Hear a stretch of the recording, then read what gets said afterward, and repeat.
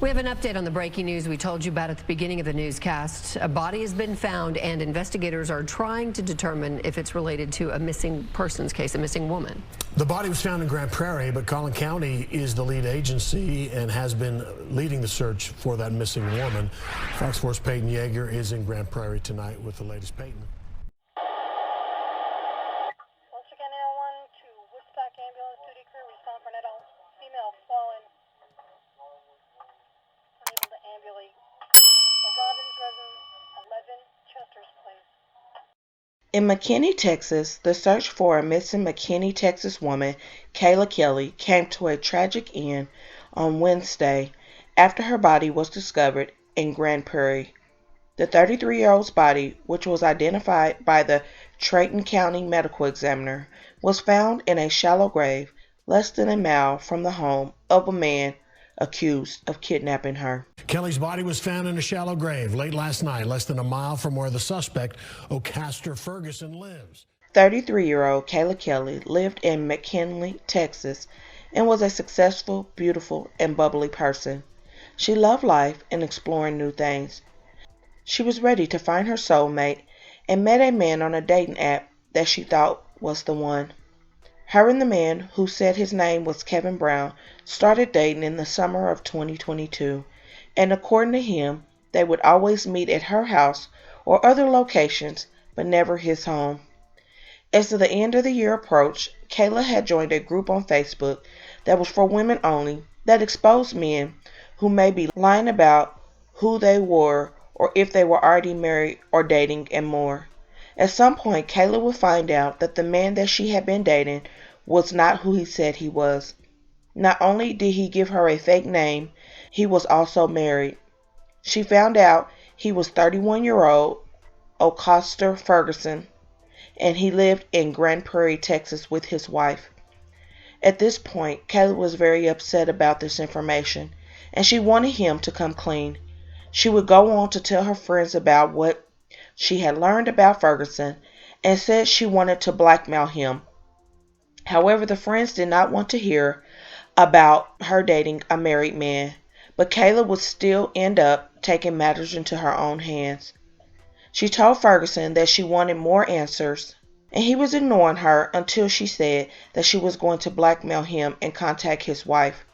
On January 4th, she would reach out to his wife by text, and she said she needed to talk to her, but the wife did not respond back. She did not know who the person was. A few days later, around January 8th, Ferguson would end up allegedly kidnapping Kayla, and the chain of events of the next 10 days would lead to a body being found buried off the side of the road. Steve, we know Collin County Sheriff's deputies, they are on scene. Texas Rangers, they are also on scene. We can confirm that a body was found here in this Grand Prairie neighborhood, and their investigators are still working to identify this body right now. But if we could go to some video, we do not know how long investigators have been on the scene, and it's still unclear if this scene is connected to the missing Collin County woman, 33-year-old Kayla Kelley. We've been covering her for the past 3 days. Kayla's friends will report her missing by January 11th because her aunt and co-workers had not heard from her in several days. Kayla's 2017 Acura MDX was set on fire sometimes between 2 a.m. and 6 a.m. on January 11th, a time substantiated by smoke seen on surveillance video, though it wasn't found by police until a passerby spotted the burned out vehicle at about 9:21 a.m. on January 12th. The car had been burned beyond recognition, and according to deputies, the incident was not consistent with a natural fire. Deputies said they came, checked out her duplex in McKinley, Texas, a city 30 minutes away from Frisco. The authorities noted that they found her dog, and the dog was without food and water and had relieved itself on the floor. It appeared the dog had been in that condition for a few days, but according to family and relatives, they said the dog was like Kelly's child, and she would never leave the pup unattended for an extended period of time. Ferguson would end up landing on the detectives' radar when they checked Kayla's phone records, and it had a lot of communication between Ferguson and Kayla. around the time she was reported missing. On January 13th, investigators said they visited Ferguson at work and that during the interview he admitted to knowing Kayla, but said that he had not seen her since she dropped him off at work on January 10th at noon. According to the investigators, they will run a background check on him and did see that he was married and that him and his wife had just reported their 2004 Lexus stolen. Authorities would later find that Lexus in the same parking area as Kayla's duplex. When Ferguson was asked why he reported the car stolen, he would tell detectives that he did not want his wife to know about Kayla and was hiding the car from her. They executed a search warrant for the vehicle and allegedly found gloves, duct tape, and a blanket in the Lexus. The last time Kayla's phone was used was on January 10th at 6:59 p.m., authorities would say. The last location her phone was used in was the area of Ferguson's work in the Dallas area. The North Texas Tollway Authority records were also obtained, which show Kelley's vehicle traveling north on Dallas North Tollway in Frisco at El Dorado on January 10th at approximately 1:56 a.m. Deputies said they found Ferguson at his job, and he allegedly said the last time he spoke to the missing woman was January 10th, when she dropped him off at his job around 12. However, Kelley was supposed to bring him lunch at 6 p.m. that day, he said, but he allegedly said she did not show up. Deputies claimed he let them search his phone. In those text conversations, Kelley advised Ferguson that she was going to be telling his wife about their affair if he did not answer her. Authorities said they spoke to Ferguson's wife. She allegedly said she got a text from an unknown number on January 4th with a person saying they needed to tell her something, according to the outlets. However, she did not respond, though she believed it was a woman based on the language used. The wife's phone was broken, so she was unable to provide the number she received the text message from, authorities wrote. Deputies said that the cell phone records from January 10th put Ferguson at both Kelley's duplex and also the location her car was found. The analysts showed Ferguson was at work on January 10th and left and went to his residence in Grand Prairie, Texas, deputies said. He used a ride share to get back to his home. He then left and drove up Dallas North Tollway and went to the area of Kelley's duplex, and then drove to the area where Kelley's vehicle was found burned. Ferguson then traveled back to his home in Grand Prairie, and Ferguson allegedly denied being in the area where the vehicle was found. He also denied knowing what happened to it. Ferguson did affirm he was driving the vehicle during the time frame and advised that Kayla was in the back while he was driving. However, none of what he said is believed to be true.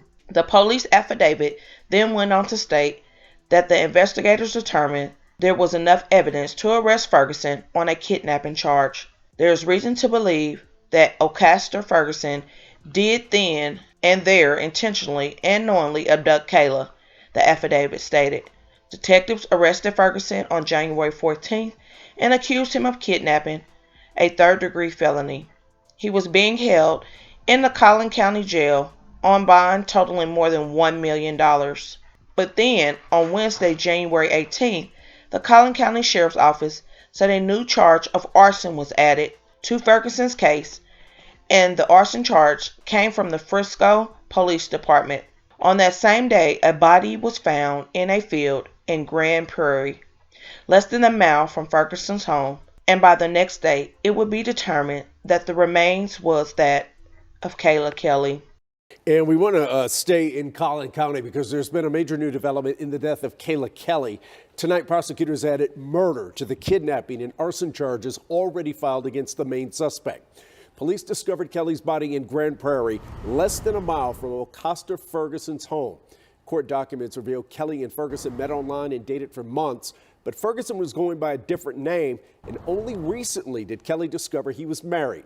The documents say she threatened to tell his wife about the affair. Investigators also told the news outlets they backtracked Ferguson's cell phone signals during the time Kelley was reported missing, and it allegedly pinged near where Kelley was found. Ferguson then would be charged with Kelley's murder. After her body was found near his home in Grand Prairie, Ferguson is now being held on a bond totaling more than $2.5 million now with his added charges. There is also a document seeking a higher bail amount for Ferguson because he is a Jamaican national with few ties to the local area and just recently returned to North Texas after visiting his island country. So now, this man who tried to cover his tracks from an affair that he was having allegedly took this lady's life just because he did not want the truth to be exposed to his wife. It's so very disturbing and very sad.